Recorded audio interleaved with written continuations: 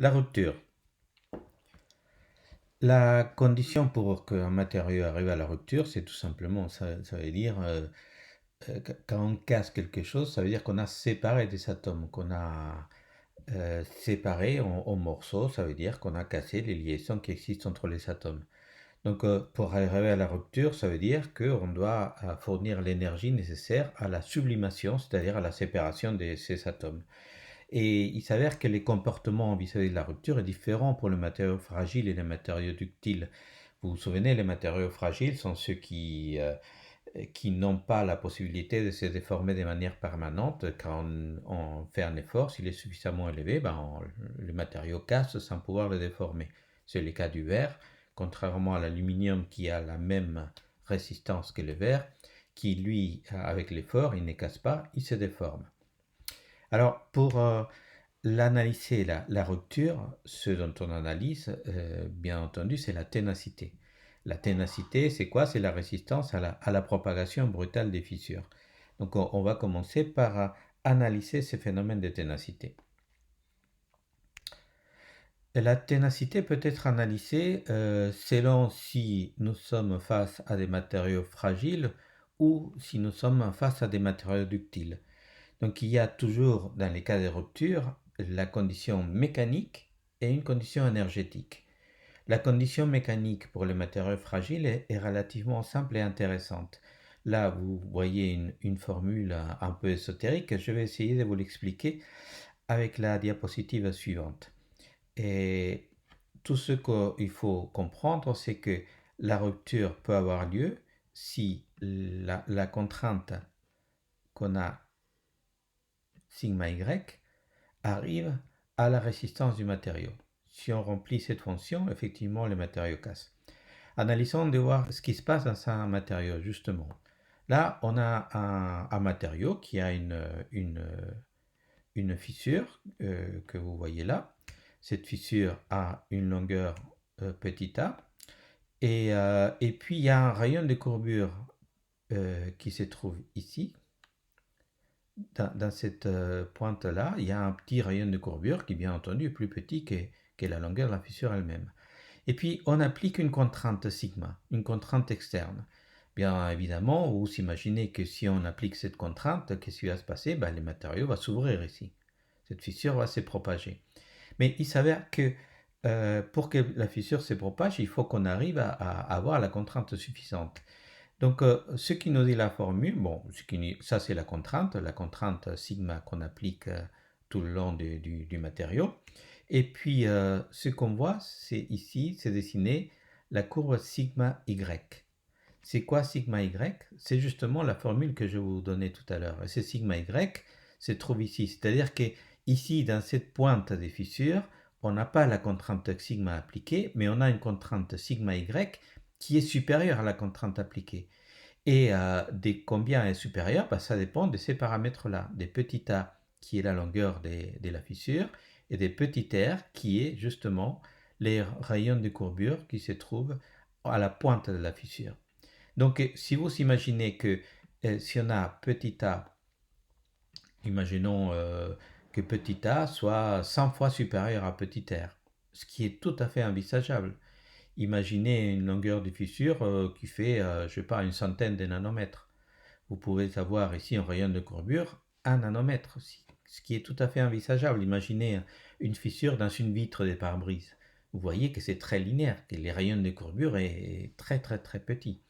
Donc imaginez que A soit 100 fois supérieur à petit r, ça veut dire que la racine carrée, si A est 100 et que R est égal à 1, la racine carrée de 100 c'est 10, donc ça veut dire que sigma y est 21 fois 2 fois 10, 20 plus 1, 21, 21 fois plus importante que la contrainte appliquée.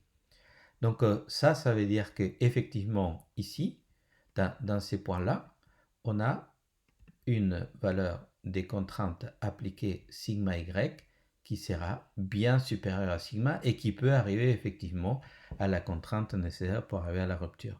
Et dans ces cas, la fissure va se propager. Imaginez qu'on allonge un peu cette fissure. Qu'est-ce qui se passe? Petit r sera plus grand encore que petit r. Ça veut dire que sigma y sera encore plus grand. Ça veut dire que la rupture en cas des matériaux fragiles est une rupture qui s'est fait très rapidement, globalement à 40% de la vitesse de propagation du son. La vitesse de propagation du son dans un métal est d'environ, dans l'acier par exemple, en gros 6000 mètres par seconde. 6 km par seconde. 40%, ça vous fait 2400 mètres par seconde. 2 km 4 en une seconde. Autant vous dire que la rupture est vraiment instantanée. Alors, là, ça c'est la condition mécanique, mais il y a aussi une condition énergétique. Et cette condition énergétique est donnée par la formule suivante où la contrainte appliquée est fonction le module de Young et l'énergie de surface du matériau. Donc ces deux paramètres-là dépendent de la nature du matériau. Et puis petit a, à nouveau, c'est la longueur de la fissure. Donc ça, c'est la condition énergétique qui dépend du matériau et de la longueur de la fissure. Donc de cette formule-là, on peut déduire la formule suivante, qui est la longueur critique des fissures. C'est-à-dire que si de cette formule-là, vous sortez A, vous mettez tout au carré, vous sortez A, vous le mettez à gauche, et sigma au carré, vous le mettez en bas, ça vous donne la formule de la longueur critique des fissures. Et cette formule-là est très intéressante parce que elle vous dit que à une contrainte appliquée donnée et pour un matériau donné, quelle sera la longueur maximale qui doit avoir la fissure avant que la rupture n'arrive. Donc pour certains matériaux, cette longueur critique des fissures peut être de quelques micromètres. Pour d'autres structures qui sont peu sollicitées ou dont les modules de Young est très important, ça peut aller à plusieurs centimètres, voire à des mètres. Donc tout dépend de quelle est la contrainte appliquée. Vous voyez que la contrainte appliquée est au carré. C'est-à-dire que plus forte sera la contrainte, plus faible sera la longueur critique des fissures, c'est-à-dire que la longueur des fissures maximale qu'on peut accepter sera plus faible. Donc pour résumer, avant, on va analyser ce qui se passe avec les matériaux ductiles. Alors les matériaux ductiles, c'est pas pareil, parce que quand vous arrivez à la limite élastique, qu'est-ce qui se passe? Les matériaux se déforment. Et ils ne se déforment pas, c'est-à-dire que vous ne déplacez pas tous les atomes qui se trouvent dans la structure. En réalité, les déplacements ou la déformation permanente se réalisent grâce au déplacement des dislocations. Donc, c'est les déplacements de ces dislocations qui vont provoquer que les matériaux vont se déformer. Donc, et puis, plus vous augmentez la contrainte appliquée, plus vous allez augmenter les rayons de courbure de la fissure, donc sigma doit augmenter. Ça, c'est ce qu'on appelle le phénomène de consolidation. Donc, voyons comment ce phénomène a lieu. Donc, vous voyez ici des plans qui sont parallèles, puis lorsqu'il y a un effort, ces plans vont se déplacer. Prenez par exemple une ramette des papiers. Dans une ramette des papiers, si vous exercez une force parallèle à la surface de la ramette, vous allez avoir un déplacement de feuilles les unes par rapport aux autres. Mais c'est un déplacement qui est parallèle par rapport aux plans cristallins. Donc ce sont les plans cristallins qui vont glisser, mais pas de n'importe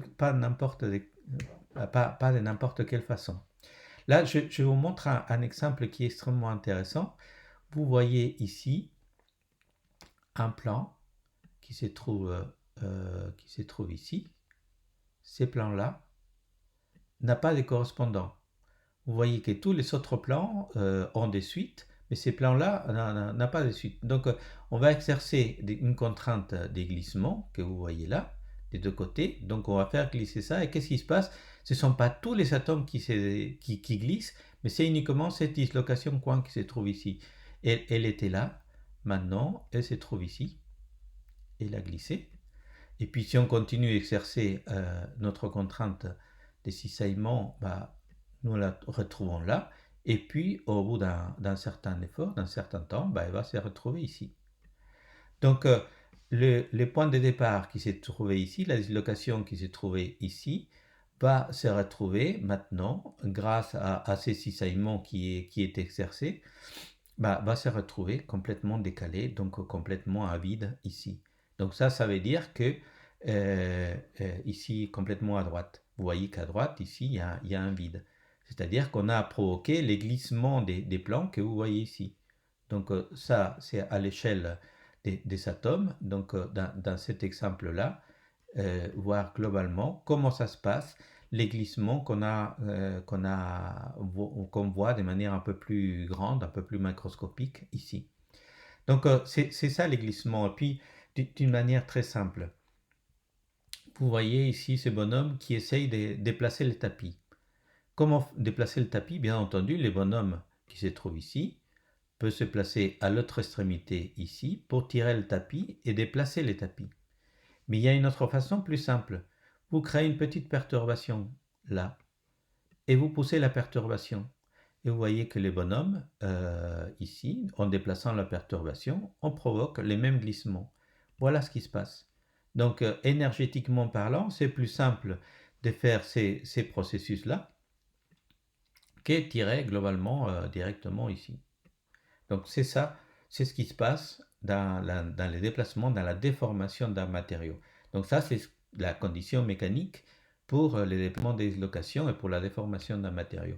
Et puis il y a une condition énergétique qui est dont la formule est similaire à celle qu'on a vue pour les matériaux fragiles, sauf que cette fois-ci on a une énergie des déformations plastiques supplémentaire et qui est caractéristique du matériau. Donc globalement on peut écrire toutes les formules de la manière suivante, en général, que la formule concernant la rupture, la condition énergétique, dépend de ces deux paramètres, module de Young et l'énergie nécessaire pour que la fissure se propage d'une longueur unitaire. Donc ces deux paramètres sont des caractéristiques du matériau. Et puis il y a la longueur de la fissure, et bien sûr tout ça en relation avec la contrainte appliquée. Et il s'avère qu'il y a un paramètre K, et ces paramètres K est tabulé. Donc vous trouvez ces paramètres K dans tous les manuels d'ingénieurs, paramètres K qui vous donnent des caractéristiques du matériau. Vous voyez ici, ça c'est les caractéristiques du matériau, donc ces paramètres K est connu. Donc quand on connaît les paramètres K d'un matériau, il suffit de savoir quelle est la contrainte appliquée. On peut définir ici la longueur critique des fissures, vous dégagez K de cette formule, vous passez la racine carrée, vous dégagez A de la formule, vous élevez tout ça au carré, donc K au carré divisé par sigma au carré et divisé par pi, ça vous donne la longueur critique des fissures.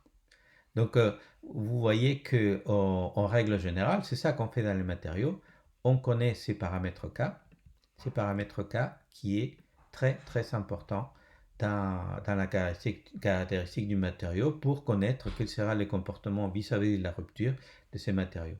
Ce qui est important de souligner, c'est qu'effectivement, ces cas facteurs d'intensité des contraintes dépendent exclusivement du matériau.